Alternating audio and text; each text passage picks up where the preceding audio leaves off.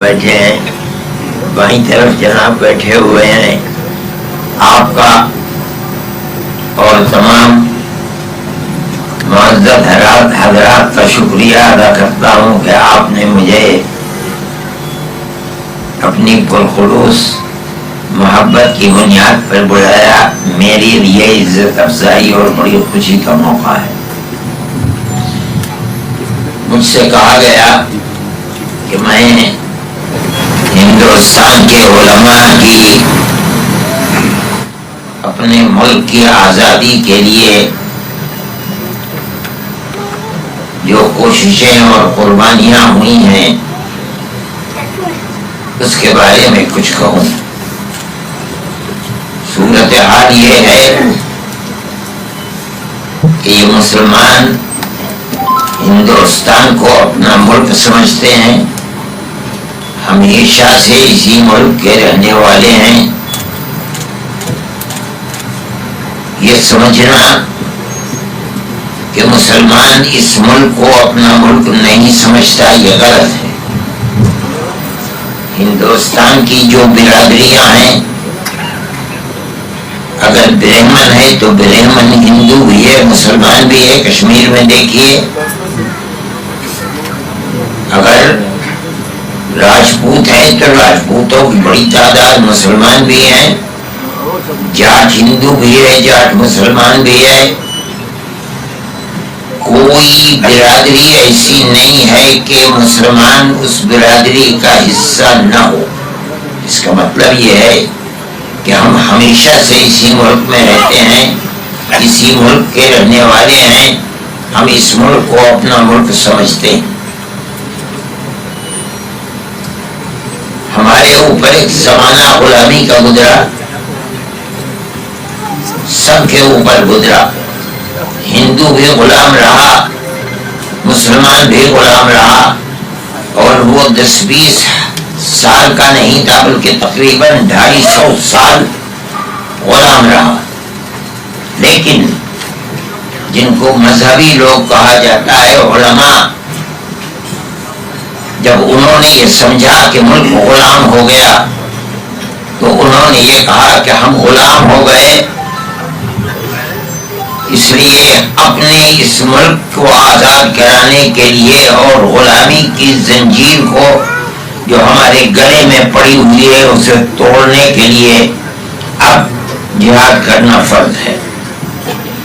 اور یہ واقعہ جب 1799 کے اندر ٹیپو سلطان کو بنگلور میں شہید کر دیا گیا تو وہیں سے میسور کے بعد انگریز نے جو نواب حیدرآباد اور دوسرے لوگ تھے ان کی گردن اپنے پنجے سے دبا کر کے دلی میں آ کر کے 1803 میں یہ اعلان کیا کہ خلق خدا کی ہے،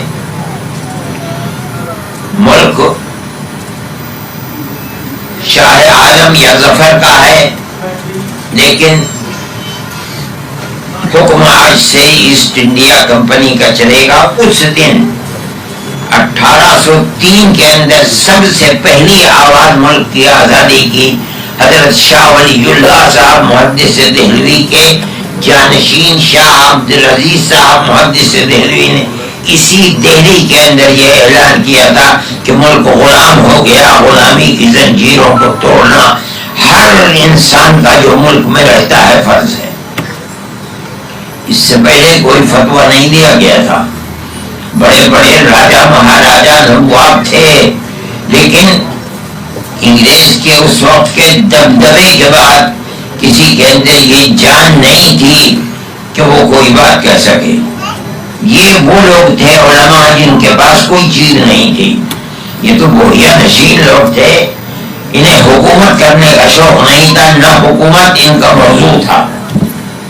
انہوں نے تو صرف اس بنیاد کے اوپر کہ ہم آزاد تھے آج ہم غلام بن گئے، ملک آزاد تھا ملک آج غلام بن گیا، ان زنجیروں کو توڑنے کے لیے سب سے پہلا اعلان شاہ عبدالعزیز صاحب محدث دہلوی کا ہے. شاہ صاحب کو اس کی بڑی قیمت چکانی پڑی. ان کو دلی سے باہر کر دیا گیا، ان کی جائیداد کو ترقی کر دی گئی، ان کے مدرسے کو زمین میں دفن کر دیا گیا، ان کو زہر دے دیا گیا، برس کے مریض ہو گئے، وہ ان تمام چیزوں کو برداشت کیا، لیکن اس مرد مومن کا ایک قدم جہاں تھا اس سے پیچھے نہیں ہٹا۔ یہ علماء کی تاریخ ہے۔ انہوں نے پھر آزاد کرانے کے لیے، وہ بوڑھے آدمی تھے، انہوں نے اپنے 2 شاگرد اور ایک خاندان کے فرد کو، سید احمد شہید جن کو کہا جاتا ہے، یہ رائے بریلی کے مولانا علی میاں صاحب کے آباء و اجداد کے اندر ہیں، اور شاہ اسماعیل شہید جو ان کے خاندان کے ایک فرد تھے، ان دونوں کو تیار کیا کہ ملک کی آزادی کے لیے ہندوستان کے ہندو اور مسلمانوں کے اندر روح کو پھونکیں۔ سارے ملک کے انہوں نے دورے کیے۔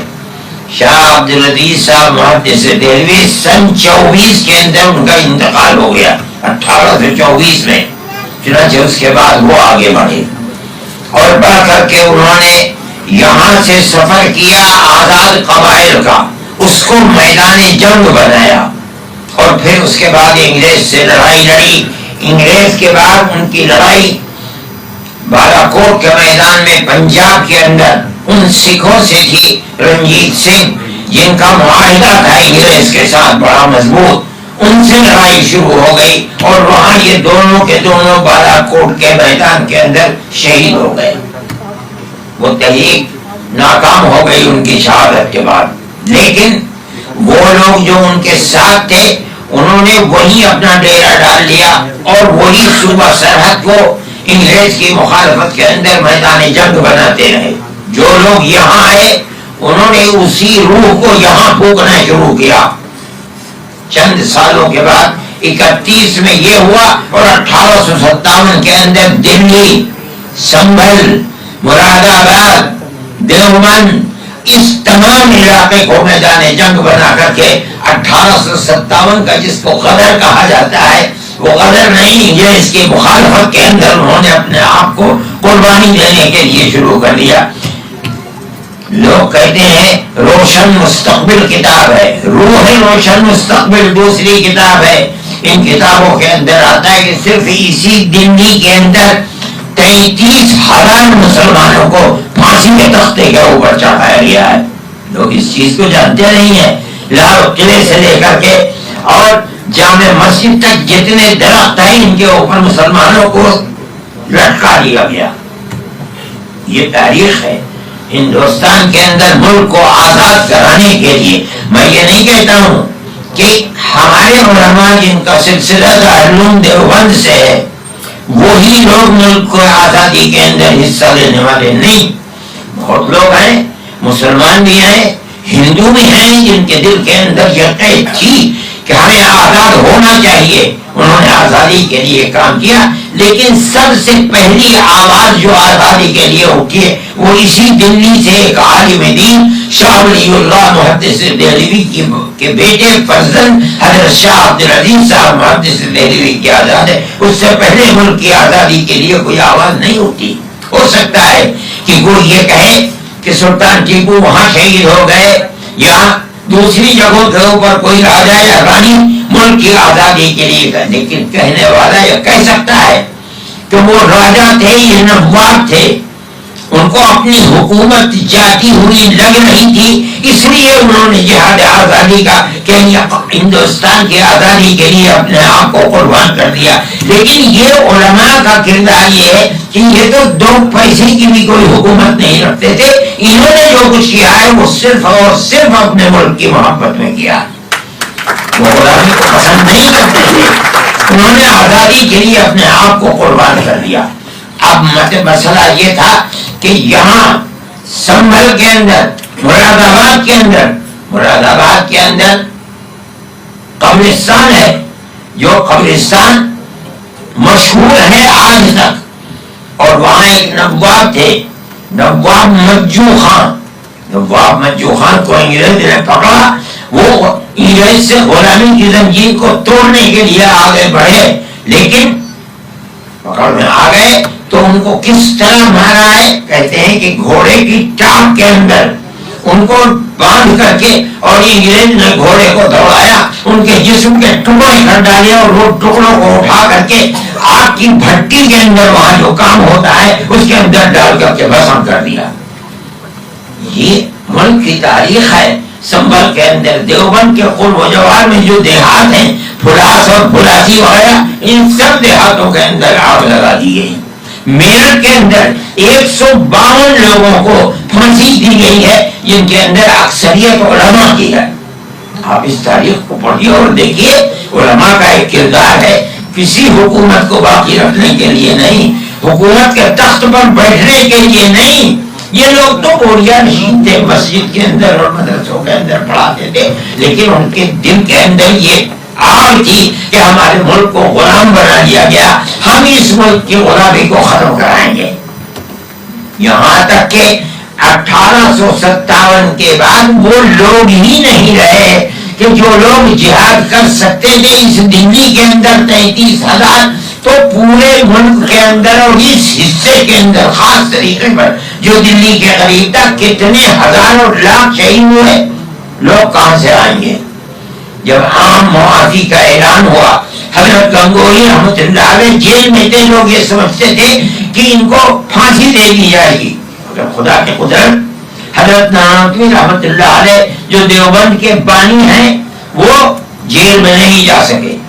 حضرت گنگوئی جیل میں تھے لیکن وہ چھوٹ گئے جیل سے.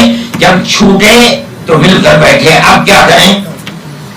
سوال یہ ہے کہ وہ افراد مجاہد پیدا کیسے کریں کہ جو لوگ آگے بڑھ کر کے ملک کی آزادی کے لیے قربانی دیں. ٹھیک 9 سال کے بعد 1857 کے بعد 1866 میں دارالعلوم کی بنیاد ڈالی گئی.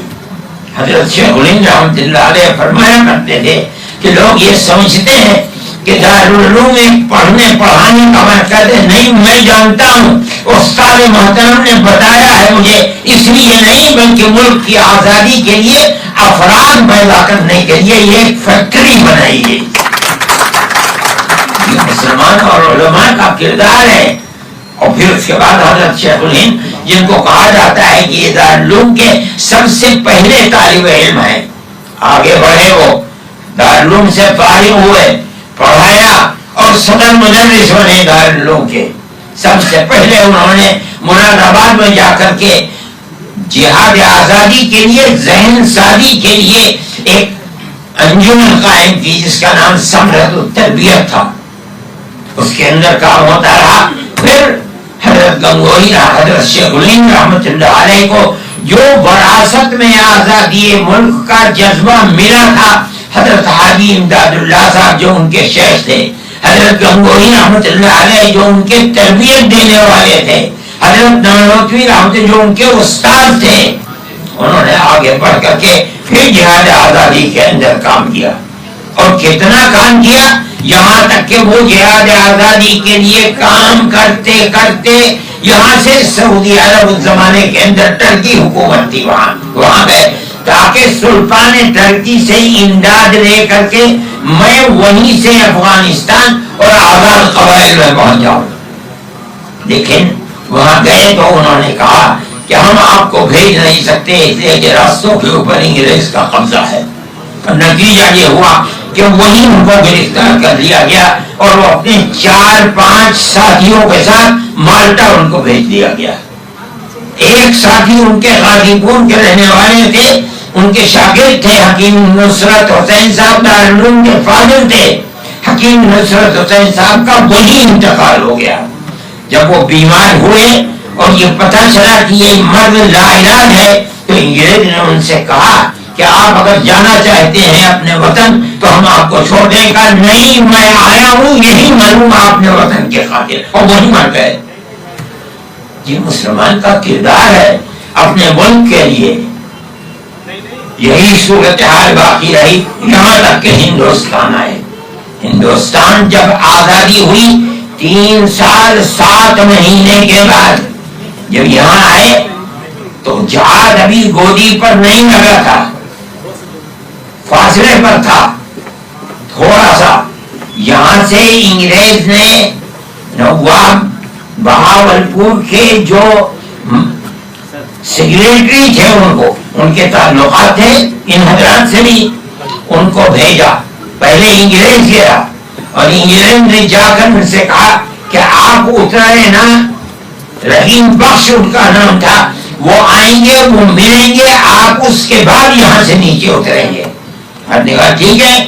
رحیم بخش صاحب گئے اور انہوں نے جا کر کے کہا کہ مولانا آپ صدر مدرس تھے، آپ جیسا عالم دین ہندوستان میں نہیں تھا، آپ نے انگریز کی مخالفت کی، انگریز کا تو کچھ بھی نہیں بگڑا، حکومت آج بھی ہے اس کی، لیکن جس مسلک پر بیٹھ کر آپ سبق دیتے تھے وہ سونی ہو گئی، تو حضرت اب آپ بوڑھے ہو گئے ہیں، اب آپ نہ جائیں کہیں اور سیاسی تحریک میں حصہ نہ لیں اور بیٹھ کر کے آپ سبق پڑھائیں۔ حضرت نے فرمایا کہ آپ یہ بات کر چکے، کہا میری بات ختم ہو گئی۔ حضرت نے فرمایا کہ جس سرزمین پر انگریز کی حکومت ہے اس پر زندہ رہنا تو دور کی بات ہے، میں اس پر مرنا بھی گوارا نہیں کرتا، اور میں صرف اس لیے آیا ہوں کہ میں یہاں آ کر کے اعلان کروں کہ انگریز کی غلامی حرام ہے۔ میں بوڑھا ہو گیا ہوں، اگر میرے اندر چلنے کی طاقت نہیں رہی تو میں کھاٹ کے اوپر پلنگ پر بیٹھ جاؤں گا اور میں اپنے شاگردوں سے کہوں گا کہ اس کو اپنے کاندھے پر اٹھا کر گاؤں در گاؤں لے کر چلیں اور میں اعلان کروں گا کہ انگریز کی غلامی حرام ہے۔ یہ آگ تھی ان لوگوں کے دل کے اندر، وہ آئے اور جس وقت اترے ہیں وہاں اتنا بڑا مجمع تھا، گاندھی جی اور جتنے بڑے بڑے لوگ تھے وہ ان کو سواگت کے لیے گئے تھے، وہاں اترے اور وہیں بیٹھ کر کے آپ خلافت تحریک کے اندر شریک ہو گئے، اور اس کے بعد پھر آپ آئے اور یہاں رہے، مگر زندگی زیادہ دن نہیں رہ سکی، مالٹا کی سردی نے اور ان کا بڑھاپا تھا، اس نے ان کے اوپر ایسا اثر ڈالا کہ وہ زیادہ دن تک پھر زندہ نہیں رہ سکے۔ لیکن جو پہلا جلسہ وہ جمعیت علماء، جیسے جیسے یہ اطلاع ملی کہ شیخ الہند آنے والے ہیں، ان کے شاگرد تھے مفتی کفایت اللہ صاحب دلی کے اندر، انہوں نے جمعیت علماء کو بنایا اور چند ساتھیوں نے مل کر کے اس زمانے کے علماء نے امرتسر کے اندر خیر المنازل مسجد ہے، اس مسجد کے اندر بیٹھ کر کے جمعیت علماء کی بنیاد پڑی۔ مفتی کفایت اللہ صاحب سب سے پہلے صدر، لیکن عارضی صدر۔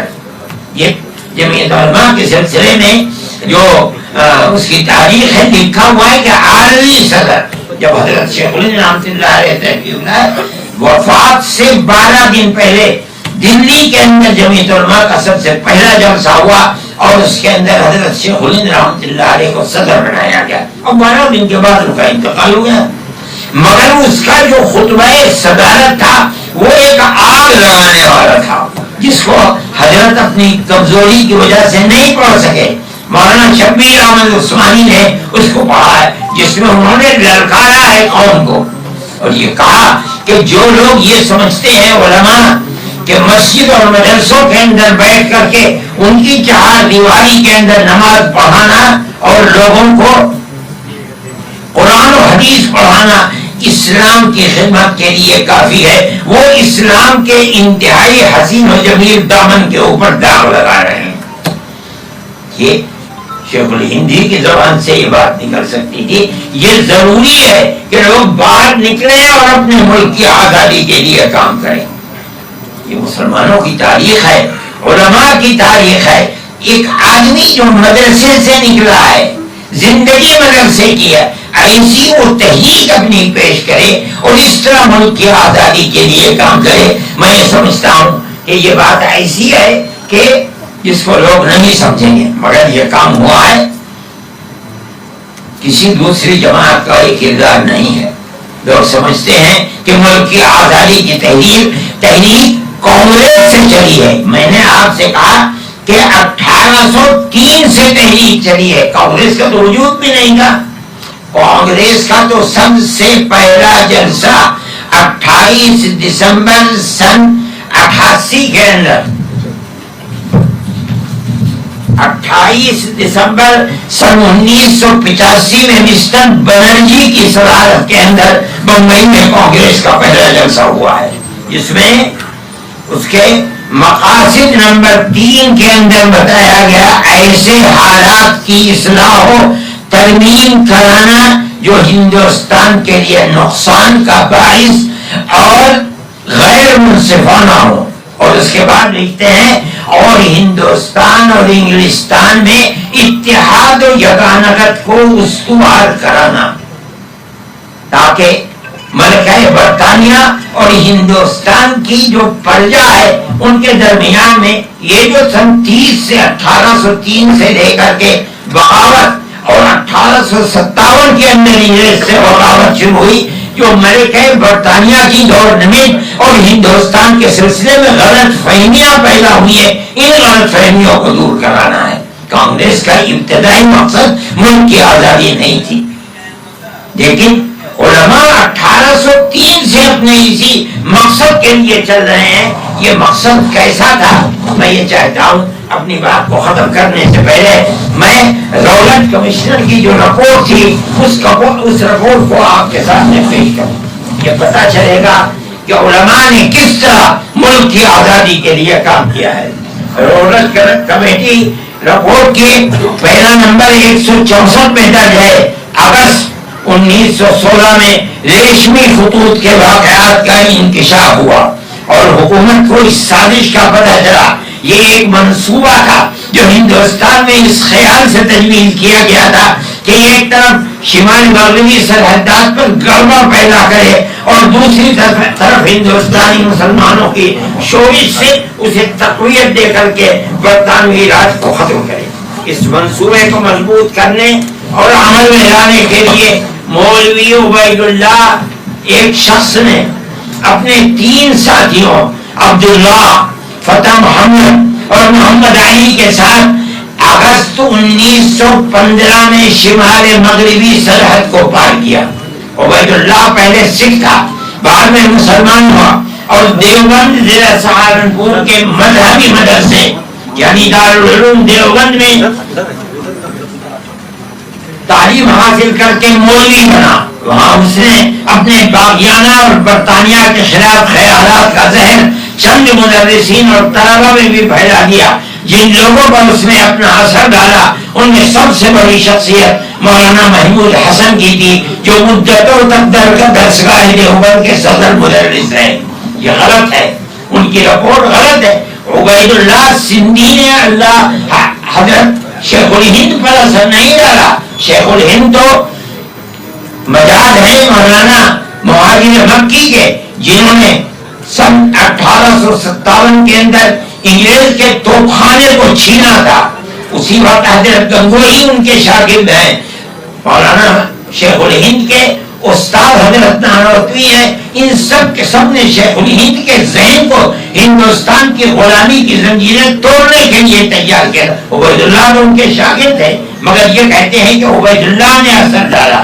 عبید اللہ چاہتا تھا کہ دیوبند کے مشہور معروف فاروق تحصیل مولویوں کے ذریعے ہندوستان میں برطانیہ کے خلاف ایک عالمگیر ایک دوسرے خط کے ساتھ جو 8 رمضان 9 جولائی 1916 کو محمد بن انصاری نے لکھا تھا، ملا کر ایک لفافے میں شیخ عبدالرحیم کے پاس حیدرآباد سے بھیجا گیا۔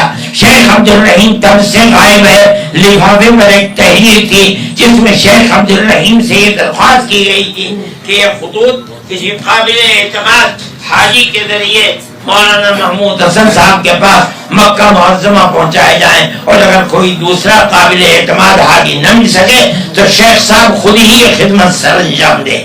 مولانا محمود حسن کے نام کے خطوط جو حکومت برطانیہ کے ہاتھ آئے ہیں ہم نے خود دیکھے ہیں۔ یہ خطوط زرد ریشم پر صاف اور واضح لکھے گئے ہیں۔ محمد میاں کے خط میں جرمن اور ترک مشن کی سابقہ آمد، جرمنوں کی واپسی اور ترکوں کے معطل قیام، بھاگے ہوئے مہاجر، طالب علموں کے واقعات، غالب نامے کی اشاعت کا ذکر تھا اور حکومت موقدہ اور حزب اللہ کے قیام کی تجویز درج تھی۔ میں یہ کہتا ہوں کہ وہ مولوی جو بوریوں کے اوپر بیٹھ کر پڑھنے والے تھے، اس ملک کی آزادی کے لیے پوری دنیا میں امریکہ، جاپان، جرمنی اور ایک تحریک چلا رہے ہیں. میں اگر اس کو آگے پڑھوں تو آپ کو سن کر کے حیرت ہوگی کہ ان مولویوں نے ملک کی آزادی اور غلامی کی زنجیر کو توڑنے کے لیے کس طرح کام کیا ہے. یہ بات سمجھ سے قاصر ہے. میرے بھائی، علماء کا کردار اس ملک کی آزادی کے لیے بہت بڑا کردار ہے. حضرت شیخ الہند رحمۃ اللہ علیہ دنیا سے چلے گئے، لیکن ان کے شاگردوں نے ان کا انتقال ہو گیا. 1920 میں حضرت شیخ الہند کا انتقال ہوا. مولانا حسین احمد بندری اور جو ان کے شاگرد تھے یہ طے کر دیا کہ جو استاد کا مشن تھا ہم اس مشن کو پورا کر کے چھوڑیں گے. اور اس کے بعد لگ گئے. ایک ایک آدمی ایسا ہے ان میں سے جو ہندوستان کے اندر شیخ الہند کی موت کے بعد اسی ہندوستان کے اندر 9 سال انگریز کی جیل کے اندر رہا ہے. سہارنپور کی جیل میں، الہ آباد کی جیل میں، بریلی کی جیل کے اندر، مراد آباد کی جیل کے اندر، گجرات میں سابرمتی کی جیل کے اندر، اور جو وہاں گزارا مالٹا کے اندر، وہ تو اپنی جگہ پر ہے، لیکن ملک کو آزاد کیا. یہ تحریک چلی کہ ملک کی آزادی سے پہلے کہ ملک کو 2 حصوں میں بانٹ دیا جائے. جمعیت علماء کا اور ان لوگوں کا کردار یہ تھا کہ وہ اس کے مخالف تھے. ان کے گلوں کے اندر جوتوں کے ہار ڈالے گئے، ان کو مارا گیا، پیٹا گیا، لیکن اپنے ملک کی فلاح و بہبود کے لیے یہ ایک بال برابر بھی پیچھے نہیں ہٹے، اپنی جگہ کے اوپر قائم رہے. یہ ان کی تاریخ ہے. میں یہ نہیں کہہ رہا ہوں کہ دوسروں کی تاریخ نہیں ہے، لیکن یہ میرے بزرگوں کی تاریخ ہے، علماء کی تاریخ ہے. آپ اگر یہ کہتے ہیں کہ تاریخ کو بیان کرو تو میں اس کو دوسری جگہ بھی لپیٹتا اور ان لوگوں کو لے کر آتا، لیکن میں صرف اپنے اکابر اور علماء کی تاریخ کو بیان کرتا ہوں کہ انہوں نے اپنے اس ملک کی کیا خدمت کی ہے اور آزادی کے لیے کس طرح قربانیاں دی ہیں. وہ ایک چیز ہے جس سے ان علماء کی وقار دلوں کے اندر پیدا ہوتی ہے. لیکن زمانہ ایسا آ گیا کہ اس تاریخ کو جاننے والے ختم ہو گئے. میں یہ سمجھتا ہوں کہ آخری زمانے کے اندر جو ہندوستان کے پرائم منسٹر نے پہلے، آج سے پہلے، ان کا زمانہ ایسا تھا کہ وہ جانتے تھے. میں ان کے پاس جامعہ ملیہ اسلامیہ کے اقلیتی کردار کے بارے میں گیا. ایک وقت وہ ایک قصہ ہے، میں گیا اس وقت ایک صاحب ہیں جو کام کر رہے ہیں، میرے بھی ان سے تعلقات ہیں، بوڑھے آدمی، وہ وزیر تعلیم تھے. میں نے یہ صدیقی صاحب جو ہیں یہ پارلیمنٹ کی طرف سے اقلیتی کردار دینے کے لیے ان کو ذمہ داری دی گئی تھی. میں نے ان سے کہا یہ بات اور انہوں نے مجھے دیا اور یہ کہا کہ یہ ایک تحریک اس طرح کی چلنی چاہیے اور میں اس کو لے کر کے گیا. میں نے ان سے کہا لیکن انہوں نے مجھے ٹکا سا جواب دے دیا. تو پھر میں لے کر کے میں موہن سنگھ جی کے پاس پہنچا. میں نے یہ کہا کہ میں نہ آتا، آپ سے میرا کوئی تعلق نہیں ہے، لیکن جامعہ ملیہ اسلامیہ کو شیخ الہند نے اس کی بنیاد رکھی ہے. پہلے میں جانتا ہوں کہ بنیاد اس کی علی گڑھ میں رکھی گئی تھی اور پھر اس کے بعد یہ دلی میں آیا. تو کیا کہنا چاہتے؟ میں نے کہا میں یہ کہنا چاہتا ہوں جب آپ جانتے ہیں اور اس کا رجسٹرڈ نام جامعہ ملیہ اسلامیہ ہے تو اس کو اقلیتی کردار کیوں نہیں دیا؟ کبھی دینا چاہیے. ٹھیک ہے، میں نے کہا کہ وہ اگر کوئی اور کرتا تو میں نہ مانتا، لیکن میں ان صاحب کے پاس گیا جو وزیر تعلیم ہے آپ کے. انہوں نے مجھ سے کہا کہ جس چیز کا میں مخالف 20-25 سال سے ہوں میں کیسے اس کی تائید کر دوں گا. تو وہاں سے نہ رہی. کہا اچھا دیکھیے کیا ہوتا ہے. ٹھیک ہے، انہوں نے کہا یہ میں اس کے بعد چلا گیا. تو یہ مجھے بعد میں پتہ چلا کہ وہ رات میں سونیا جی کے پاس گئے اور ان سے جا کر کہا کہ یہ صورتحال ہے. سونیا جی نے ان کے پاس لکھا کہ اقلیتی کردار کے لیے یہ کام کرو اس کے. تو پھر تو کچھ کر نہیں سکتے، مگر انہوں نے خود نہیں کیا بلکہ ایک دوسرے وزیر تھے، مسلمان تھے، ان کو انہوں نے دیا کہ آپ اس کا جواب دیجیے. میں رمضان میں گھر تھا، اب نے مجھے پتہ چلا ہے تو میں نے ان کو ٹیلی فون کیا، میں نے کہا کیا آپ کے پاس خط آیا ہے؟ کہا کہ ہاں ہے۔ میں نے کہا کہ اگر آپ نے غلط جواب دیا تو مسلمان قیامت تک چھوڑے گا نہیں آپ کہ لیے نہیں، میں ٹھیک جواب دوں گا۔ انہوں نے ٹھیک ہی جواب دیا اور خلیدی کردار ہو گیا۔ لیکن میں یہ کہتا ہوں کہ وہ جانتے تھے، اب اس کے بعد کوئی جمعیت علماء یا علماء کے کردار کو ان کی آزادی کے لیے اب کوئی جاننے والا نہیں ہے۔ لیکن بہرحال یہ ایک تاریخ ہے، جو تاریخ کو پڑھیں گے، ان کتابوں کو دیکھیں گے تو انہیں پتہ چلے گا کہ علماء کا کردار کیا تھا۔ اللہ ہمارے اس ملک کو امن امان کا ملک بنائے۔ جو فرقہ پرست ذہنیت نفرت کی سیاست پر حکومت کی بنیاد رکھنا چاہتی ہے، اللہ انہیں خائب و خاسر فرمائے۔ ملک میں محبت کی تاریخ 1300 سال کی تاریخ ہے، 2 4 10 20 سال کی نہیں ہے، 10 20 سال کی نہیں ہے وہ تاریخ بڑی قیمتی تاریخ ہے، اور علماء کی تاریخ ہے جنہوں نے ملک کی آزادی کے لیے کام کیا ہے۔ تشریف لے آئے، میں قصہ سنا رہا تھا، اگر آپ سن لیتے تو انہیں وہ